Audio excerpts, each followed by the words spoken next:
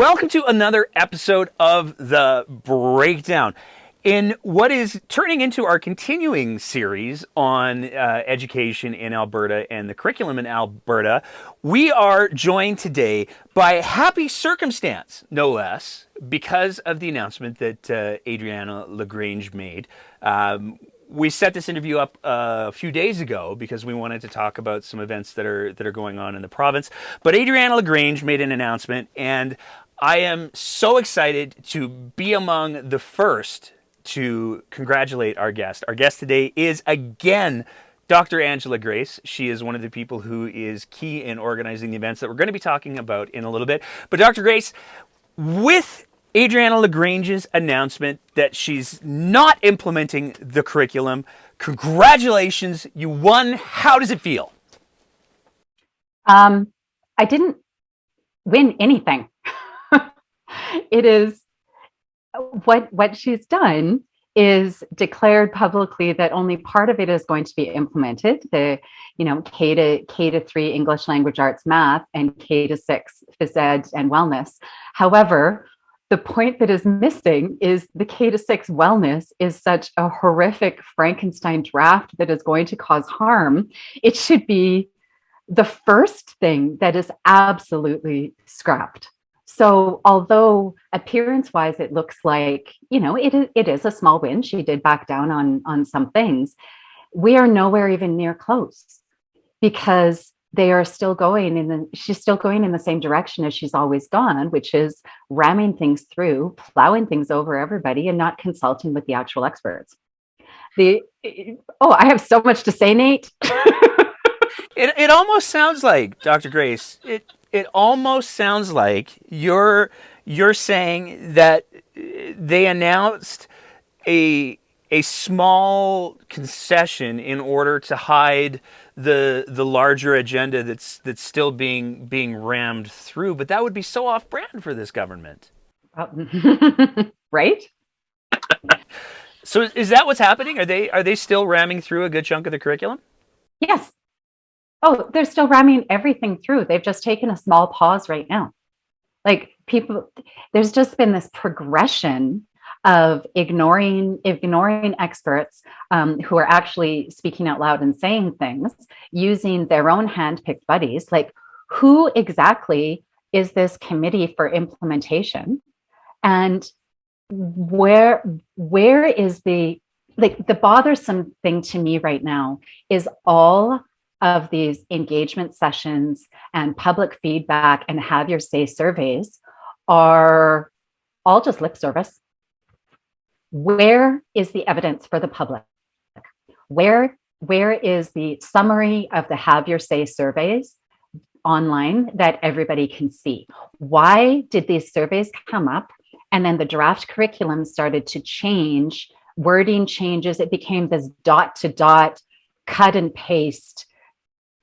There were changes happening online. Like one day it was there, the next day it wasn't. One day it's in grade 4, the next day it's moved to grade 2. Like, it's just bizarre. And then this whole rigmarole of how many, hundreds of thousands of dollars were spent on this Argyle group to do engagement surveys in February. There is no way that Argyle group has handed her that report. So she is making this announcement without actually looking at what the public feedback is.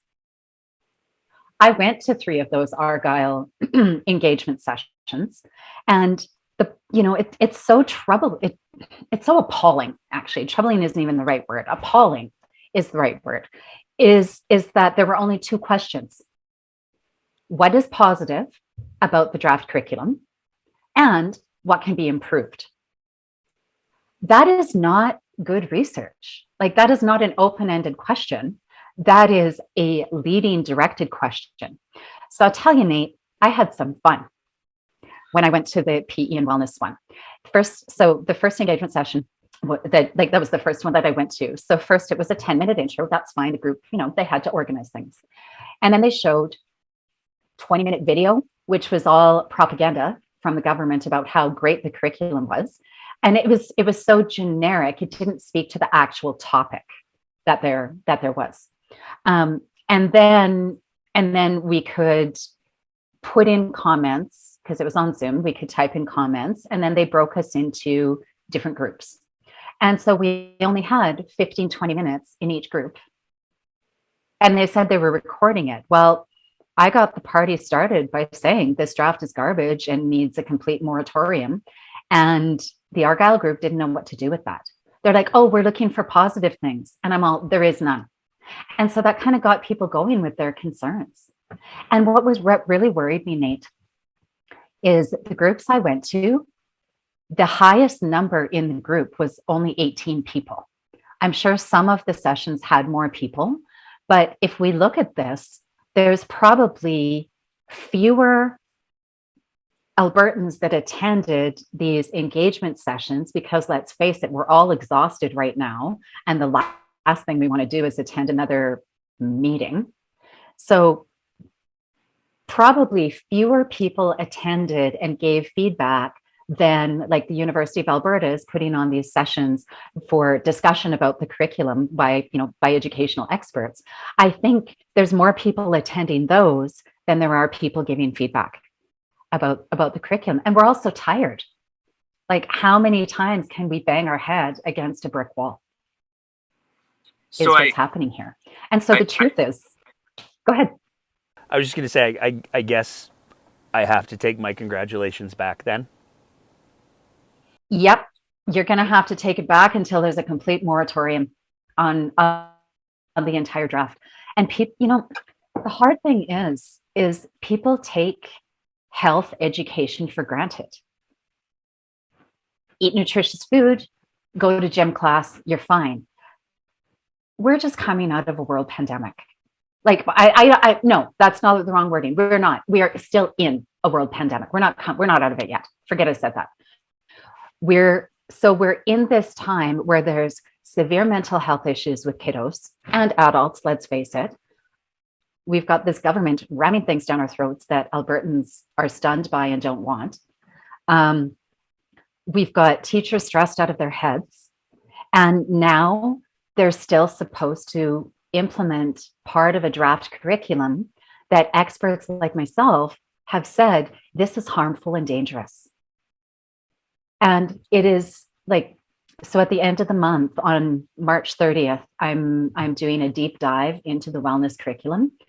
I thought, oh, I'll do 20 or so slides just to show people parts of it. No, I have 75 because it needs to be seen. And honestly, that is what I'm doing is the tip of the iceberg. Like, it is literally, I'm calling it a Frankenstein draft because it is literally cut and pasted wording changes here and there that have no scope and sequence. There's no sense to them. For example, so last year when the draft first came out, I did, spent 50 hours in 3 days doing a review of it, wrote a report, submitted it, saying how dangerous this is, giving best practice, recommendations, how this can be resolved. And the only changes that have happened is they removed the word weight from the curriculum. They changed because measuring and weighing kids in school directly leads to eating disorders. I'll just say that. They changed the word measure to observe. So now you're getting kids observing changes in the body. And they tacked in, cut and pasted the words body image. So, and then they're telling the public, oh, we revised it and we changed it.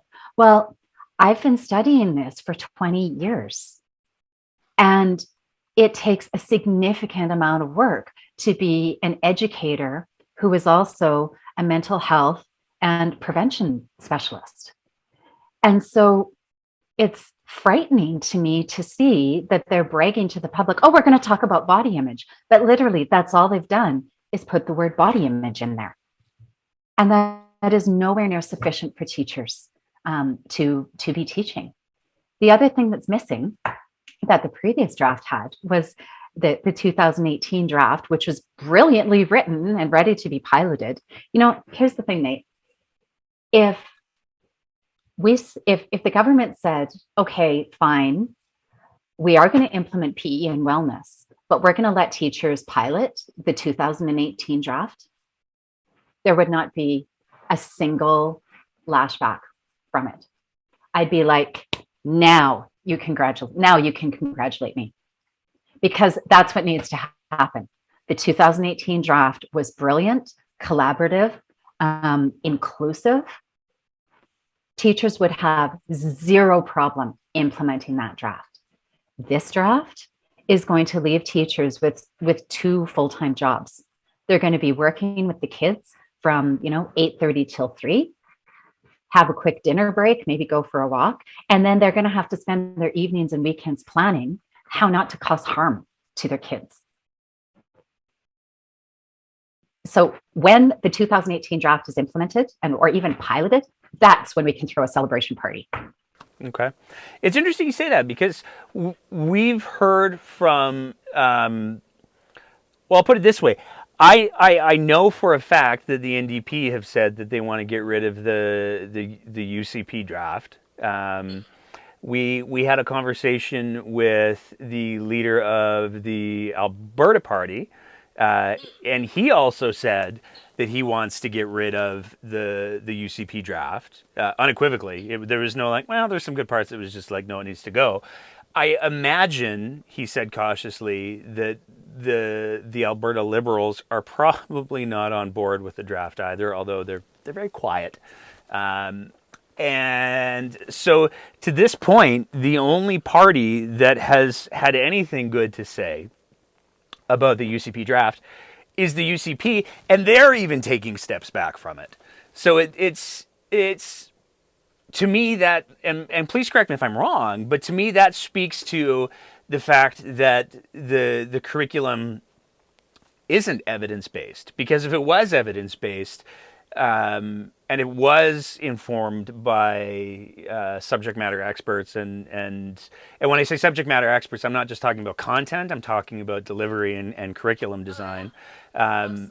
If all of those things are in place, then it would be very easy for the UCP to say, oh no, we built this thing, it's bulletproof, and defend it. But instead of that, what they're saying is, oh no, we built this thing, it's bulletproof, oh, except for maybe this part, and oh, also there's this part, and we're going to, like, it feels like they've rolled a completely unprepared product off of the assembly line, and they're now trying to still advance the agenda that's embedded in that product, but they're having to take ownership of the fact that there are parts of it that are on fire. Mm-hmm. 100%. Yeah. Well, and you said something really interesting about it being evidence-based. So, of course, I have the draft wellness curriculum here, highlighted, written over, because this is what I do. I analyzed it. An interesting thing that I found, and then I went to the curriculum comparison website, which I don't know who did that, but I love them. I hope they reach out to me so I can, just tell them what an amazing job they did. So they've got the current draft, they've got the 2021 draft, and the December 2021 draft after some of the changes, that were made. And then the 2018 draft is there. When I started looking at that, the UCP have literally taken some, not all, but some of the essential knowledge and skills from the 2018 draft, copied and pasted the knowledge into the 2021 draft. But the interesting thing for me with that is the 2018 draft had essential knowledge and skills. They had a different wording for it. It was like guiding questions. So they had the what of what needed to be taught. They also had the how to teach it.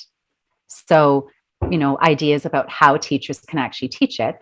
And then they had the why. So they had the essential knowledge, so the factual knowledge, they had the procedural knowledge of how to teach it, and the conceptual knowledge of why we need to teach it. And every single one had literacy, how it compares with literacy, how you can integrate literacy into it, how you can integrate math into it, and how you can integrate First Nation, Métis, and Inuit knowledge into it. So basically, the 2018 draft had all of these pieces. The 2021 draft just steals the basic facts, sticks it over here, and gives teachers no idea how to actually implement or where it fits. And then with this rich feedback in the online surveys, it's literally, oh, well, we better move this here. We better move this here. Like it's this scramble, which actually, and I'm going to declare this 2021 draft, actually this 2022 draft that they want to implement is worse than the one that came out last April. It's worse. That's impressive. Because that one was a train wreck. And this one's worse. So the other thing that they've done is they've had, they said, oh, okay, everybody fill out this online survey. Okay, so anybody can fill it out. Well, what about people filling it out that have no curriculum knowledge, no educational background, no teaching background? They're just like, oh, well, we want dinosaurs. Great. But teachers and educators are the ones who can do this. It's astounding to me. And then the fact that they are rolling forward without releasing the Argyle report and without releasing what the actual public is saying for these online surveys, because I can guarantee it is not good, and they're hiding it. It's fascinating to me about the fact that they are trying to grassroots a curriculum, because I mean, one of the things that we have seen over and over again from this government, particularly this premier, is a rejection of expertise. And he seems to like to try to present things in this sort of folksy, down home way of like, oh, shucks, anybody can do this. And that really does minimize the role and the importance of expertise, particularly when we're talking about incredibly complex situations. We've seen it with the pandemic, where he tried to simplify the severity of COVID from the outset. He then tried to play the whole, the average age of Albertans at death is really 82, and most people are dying from COVID at 83, so it's like you're getting a bonus year. Despite what the medical experts have said. Just this week, we saw Alberta Health Services release a memo regarding the vaccination policy for employees, and in it, the opening line was at the direction of the government of Alberta. So there's this persistent resistance to recognizing the value and importance of expertise. And the unfortunate thing to me with that is that what you end up getting is a lower quality product. Like if somebody came to me and said, Nate, I want you to build a Formula One race car, I might be able to come up with a cardboard box that looked vaguely like a picture that I Googled off the internet, but it would not have the performance of a Formula One race car. You need to have people who know how to build that. And it seems like with this curriculum, what he's done is he's handed out a bunch of cardboard boxes and markers and said, build a Formula One race car. And meanwhile, all the expert mechanics are sitting back going like, oh my God, what are you doing? Am I off base with that? No, you're not. I actually just made a post about that on Twitter the other day. Is that basically what they're doing is they're getting just general people to submit their ideas. And so I said, yeah, like it would be like me saying, I'm going to build, let's build a bridge from Calgary to Edmonton. And then I just went online and grabbed a child's drawing of a bridge. It didn't even have, like, it was literally this wavy bridge. It didn't have an end point or a beginning. It was just floating in space. And I'm like, here's my bridge. But the architects are going to say, and the bridge designers are going to say, that is an epic fail and that's not going to work. And Jason Kenney's saying, oh, well, that's the bridge I want. And that's what's happening here. And that's the frightening part is it's been nearly a year, like March 30th. It's a year that we've been fighting this and saying, like, the experts have said everything that we can say. The teachers have a 99% non-confidence vote, 95% in Minister LaGrange. There's 95% of teachers are saying they don't that they know that this curriculum is going to be detrimental to our kids, and they are still being completely ignored. Yeah, there was that survey that was released today. Yeah, that said 5% of teachers believe that the curriculum will have positive effects on kids, and that's, I mean, that I mean, five. We can get 4 to 5 dentists to agree on what toothpaste or gum is good. I feel like we should be able to do better than 5% of teachers agreeing that this curriculum is good. Right. And then there's the whole piloting process. Okay, less than 1% of schools have piloted. Most of them are private and charter schools. I want to read their reports on what it was actually like piloting it. And the other dangerous thing with this piloting is I was a teacher. September's a write off. Like nothing happens in September. You get to know your kids. You get, especially if you teach elementary, like I taught grade 1. So you get to know the kids. You get them into routines.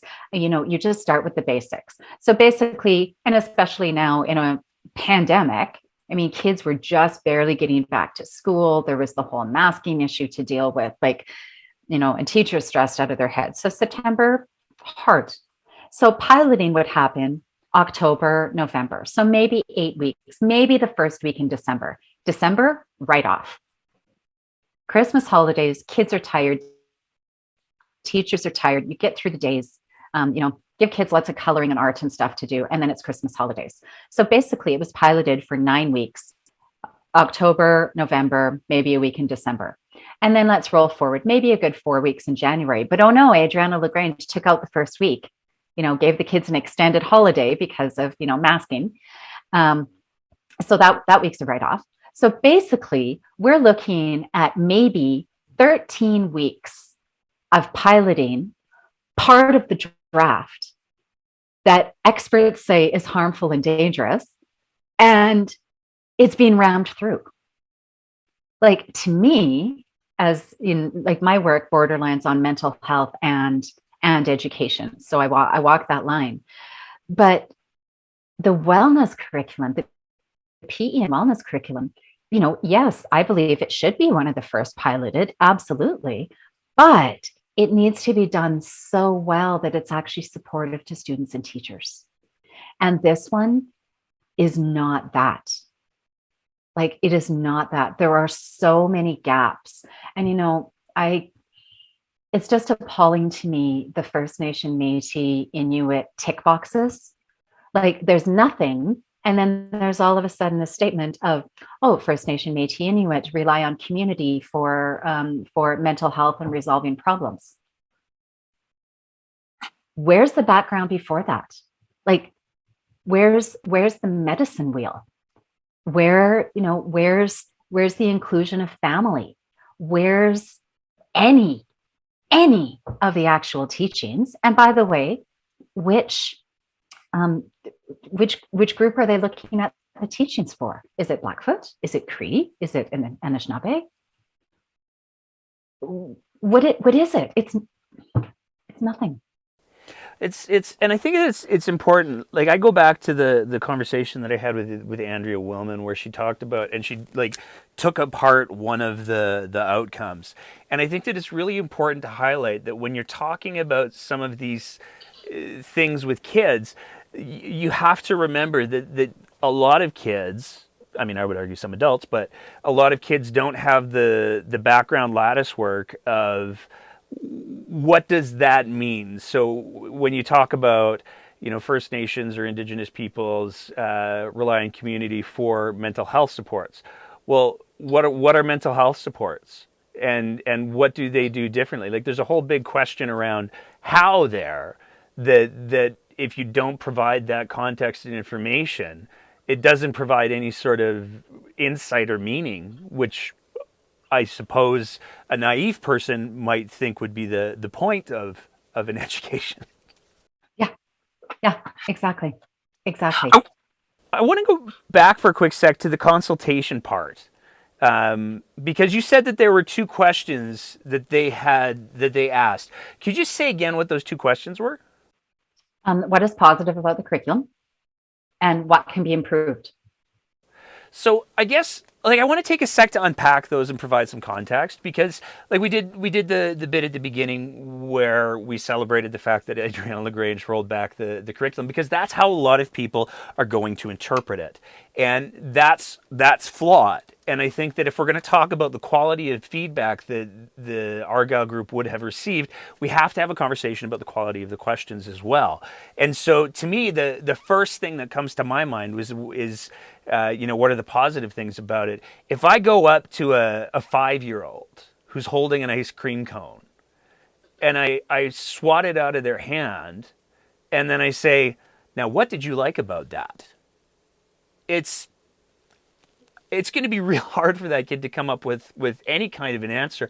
But any answer that they do come up with is going to be framed within the context of, well, you just knocked the ice cream cone out of my hand. Like, I guess you didn't hit me in the face, so that's nice. But it doesn't acknowledge the fact that the kid was holding an ice cream cone. And I can't help but wonder, to take this clumsy metaphor and make it even clumsier, the 2018 draft that again was not the NDP draft. This was a draft that was piloted, that was developed over multiple governments. And the government did the right thing all those years. Step away. Yeah. Just step away, let teachers do their jobs, go back, say, this is what we've got, this is what everybody says, and it's good to go. Like, we are 3 years behind piloting this draft. Like, it could be a foundation of schools right now, and we would not be having this conversation. But although you know what, thanks Jason Kenney and Adriana Lagrange for doing this, because it's really introduced me to amazing people like you and Andrea Willman and Dr. Carla Peck and like just all of these fabulous people that I probably wouldn't have had anything to do with before. So, thanks for bringing together a band of people who care. There's your positive thing. There's my positive thing. Now, as much as I want to talk about, I mean, we could spend a lot of time talking about how horrible the proposed curriculum is and how there's a continued shell game going on with this government in regards to like, oh, well, we'll do some things, but we're still going to do the main things. One of the biggest reasons why I wanted to have you on tonight was to talk about what can people do about that. The consultation part is done, but if we've seen anything from this government, it's not the official channel work that initiates change. It's the kinds of things that the group that you're involved with are putting together for April 2nd. So let's talk about April 2nd. What's going on April 2nd? Well, here's the deal with that. It actually started off as a joke. So in December, there was a rally for public education in Calgary, and where we, talked about public education, the fears of the decimation that's happening. This was right after Adriana Lagrange announced that she was taking the teacher disciplinary process away from the ATA, even though the ATA has done it perfectly fine for, a very, very, very long time. So it was about that. And at the very end, so I was the last speaker, and I said at the end that the way Adriana Lagrange and Jason Kenney is treating education and teachers and this curriculum is an effing joke. So we should have our next rally on April 1st. So it started off, honestly, as a smartass joke. But now it's serious. It is serious. And the reason we chose April 2nd instead of April 1st is because it's a Saturday. So we chose the 2nd. And with the announcements that's come out, with the new budget that's come out, which is, cutting even more to public education, not rehiring, what was it, 20,000 people, 20,000 educational assistants. Educational assistants were let go at the beginning of 2020. Like, there's no talk of rehiring them back. So our kids are going to suffer. And then with these announcements about the curriculums going forward, like, we're just done. And what's happening is there's a Twitter storm, there's social media storm, and people are edgy and antsy.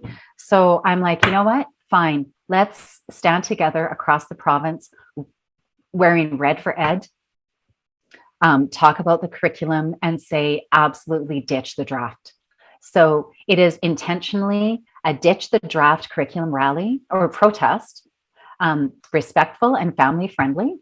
So in Edmonton, Dr. Carla Peck is leading the charge and having speakers and emceeing the event at the legislature building. So 12 till 2, well, 12 till whenever we're done at the legislature. I'm leading the charge in Calgary. Justin from the Albertans, Justin and Andrea from the Albertans Reject the Facebook group are leading one in Grand Prairie. There's a woman leading one in Lethbridge. And we're looking at, honestly, because we also know this is significantly going to impact rural areas, but not everyone from a rural area can come to a major center. So we're proposing, if you want to host a protest from 12 till 2 on April 2nd, we will give you the package. We will give you the speeches. Or if you just want to meet at your local UCP MLA's office, post-it notes on the window, take letters, submit them, because they don't have to respond to emails, but they have to respond to written letters, and then chalk away. And we need to send a very clear message from Albertans saying, ditch the draft and respect our teachers. Like enough is enough. This has to stop. Okay. So that's what's happening on April 2nd. Perfect. Okay, so let's talk about, do we know where this is happening yet? Like, I know obviously you said Edmonton, Grand Prairie, Lethbridge, Calgary, but where in Edmonton, where in Calgary, where can people go to get these details? Edmonton at the legislature building, Calgary at, what's it called? Oh shoot, the name escapes me. It's a In Calgary, it's usually City Hall or McDougall Plaza. McDougall, thank you. Yes, it's McDougall Plaza. Lethbridge is going to be City Hall. Grand Prairie is going to be City Hall. Probably Red Deer is going to be LaGrange's office. It's convenient. It's convenient, and it sends a strong message. But the biggest thing is just everyone family friendly. Wear red for ed. Bring your signs. Bring your chalk. Be ready to stand together for an hour, 2 hours, take tons of pictures, flood social media. And I challenge everybody to, bring 2 people, or at least talk to 2 people a day about it and say, you know what, this is serious. Like this is so serious.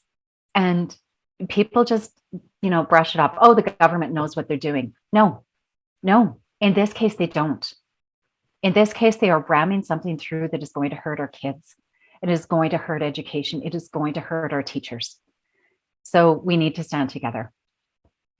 Okay. Is there a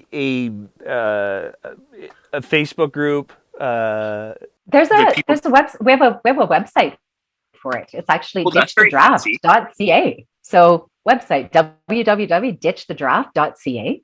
And all the information is going to be on there. Like, honestly, if people step forward and want to do a protest in their area, just reach out so we can add on the location. That's all we need. Just people gathering and saying, enough is enough. Adriana LaGrange. Oh, I'll just take a sip here. Oh, and just an interesting thing. So a year ago, I asked to meet with Adriana LaGrange. No response. I've sent multiple emails about everything. I finally reached out to her constituency office and said, look, I've been waiting a year. I've been waiting nearly a year for this. So can you get the ball rolling? So they said, like, the constituency office manager said, yeah, send me your email and we'll get it set up. Literally, Nate, right before this, I got a phone message saying, "Oh, I sent your information to Alberta Education, and they said that they've responded to all your emails." No, Nate, they've given me generic form letter responses that everybody across the province gets. They have not attended to any any of my questions about the draft curriculum. None. I bet though, if they wanted to, they could probably say they answered two questions. Probably. What's so let's play this game. What's the positive thing about your interactions with Adrienne Lagrange? Well, you know what? A positive thing is it's actually strengthened my ability to speak and not question if what I'm saying is correct. It's strengthened the fact that I know I am backed up by 20 years of evidence-based best practice research, and you can't argue with that. Like you can't argue with evidence-based educational research. You can shoot the messenger, and boy, I mean, I'm being shot at a lot nowadays, but you can't argue with that. So when I say this curriculum has significant holes in it, I have a ton of research behind me that shows what the holes are. And I said the same thing in 2017 when I reviewed that draft curriculum. I said, this has significant gaps in it. Where's the First Nation, Métis, Inuit, Elder, and Knowledge Keeper information? Where's the Francophone information? This is going to, talking about calories is going to contribute to eating disorders. And they listened. So it's so aggravating to be saying the exact same thing I said 5 years ago to a new audience and being completely dismissed, completely and utterly dismissed. What's something that could be done to improve your interaction with Adrienne Lagrange? Well, if this actually happened, if there was actually some listening, if there was reaching out, if there was saying, you know what, we hear you, and what can we do to repair this? I volunteered to help repair it. And now I'm volunteering my time to end it. Bonus question. Yeah. So April 2nd is the protest and the rally to ditch the draft. Yes. April 9th is another big day in the province. On a scale of 1 to 10, how much is April going to suck for Jason Kenney, do you think? It's going to be a very interesting month. I think it's going to be a very interesting week. Yeah, because it'll be the Saturday to the Saturday, and our wonderful Patreon supporters have put me in a position where it looks like I'm going to have to be going up to Red Deer on the 9th. So that should be, at the very least, it'll be entertaining no matter what happens, I think. Well, if you want to pick me up, I'll do a road trip with you. I'm getting to the point where there might have to be a bus, because the number of people that are saying, hey, I'm going too, because they have a very particular goal in mind, is it's really quite stunning. So yeah, I think it's going to be a very, very interesting week. Nate, what's ramping up now is people are so tired. Like I am tired. I realized it's been nearly a year, and I've done literally everything I can. I started politically correct and polite in my review, and I've gotten increasingly snarky because I don't care anymore. Like, if they're not listening, I'm just gonna say it like it is. I did the 6-part. Honestly, the end of December, when I did the last, like, I did a 6-part media timeline series. When I did at the end of December, on my Christmas holidays, by the way, I thought, okay, I'm done. And now apparently I need to do part 7 because people aren't fully understanding the severity of it. And like, if we put all the pieces together, it is a decimation of public education. It is a dumbing down of the curriculum. It is making life so much more difficult for all school staff. You know, I would not want to be a school principal right now, dealing with everything they need to deal with. And here's the other thing, like the school trustees were hired, they were voted in, and the CBE school trustees have released a statement that there is to be no, they recommend zero implementation, go back to the drawing board, and don't implement anything until 2024. So I would like to see the names and talk to or read the reports of these supposed experts that Adriana LaGrange is basing all of her statements on, because I sure don't know anybody who agrees with this. I know where to find those. You do? I do.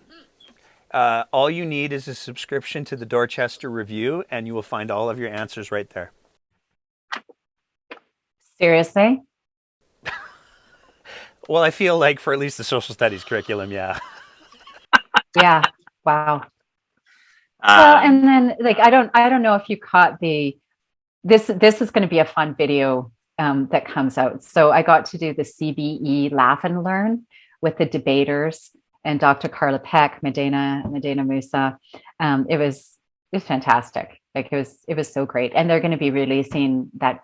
They're going to be releasing not the debaters part, but the Q&A and discussion. And Marianne, she was great at it as well. So we need to keep talking about this, and it's not over until there's a full moratorium on that draft. And I'm going to say it, new government leadership that actually respects educators, children, families, special needs, First Nation, Métis, Inuit, BIPOC, immigrants, English as a second language, like every single facet of education and families and children is going to be affected. And we need a government that respects educators and listens to experts. April 2nd and April 9th. Mark your calendars. April 2nd, April 9th. And if you want to learn more about the wellness or the unwellness curriculum, March 30th, Wednesday night, I'm doing an honest, authentic, open discussion and Q&A. And there will be no gaslighting and there will be no avoiding questions. So let's talk about that for a quick sec before I let you go.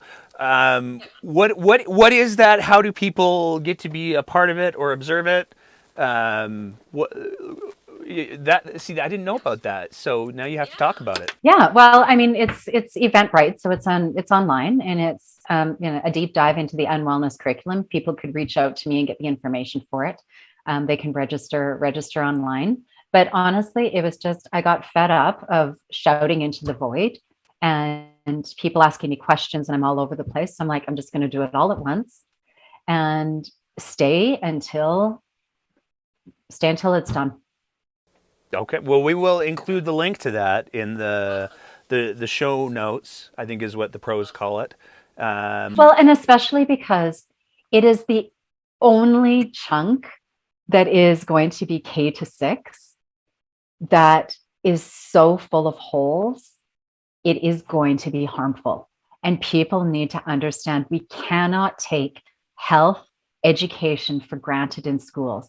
Also, it is not fair to put all this on phys ed teachers.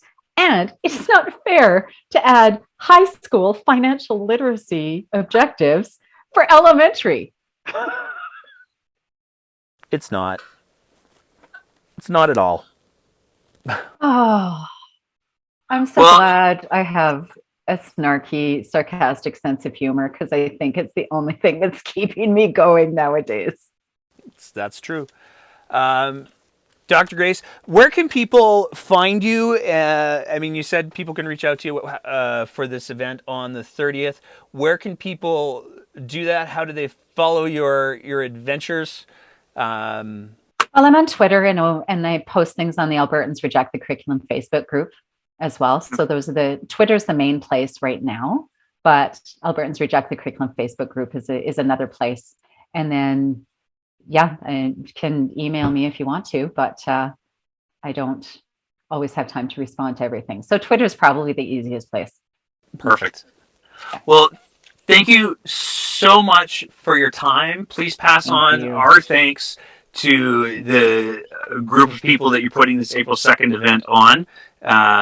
With Absolutely. we're looking forward to for sure attending the Calgary one and putting our own little breakdown spin on things. Awesome. And we're hoping to get some people up for the Edmonton one as well, so we can do a provincial-ish coverage of this Yeah. provincial event.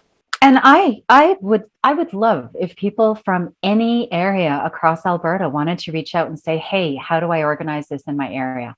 I've never done this before, but apparently I did the September one, so apparently this is what I do now. And it's actually pretty easy. There you go. Wear red, stand together. Say ditch the draft. You're done.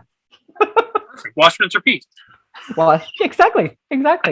And then, so I will look forward to that celebration when there is a full moratorium on this draft and there's a new government in leadership that respects teachers. And we'll have you back on when that happens, so I can congratulate you properly. Sweet. That would be awesome. Awesome. Awesome. Thanks Thank you, again. Nate. As always, if you appreciate the kind of content that we're trying to produce here at The Breakdown, we would love it if you swung by our Patreon page at www.patreon.com/thebreakdownab and signed up for a small monthly sponsorship of the work that we're trying to do here. It is because of the support that we receive from our Patreon sponsors that we're able to continually up our game, and it is tremendously appreciated. So I want to throw a big thank you out to them, and you can go ahead and visit that website and join and support us as well, because we need all the help we can get. Thank you so much for your attention. Thank you so much for listening and being part of these important conversations. And we will see you next time on The Breakdown.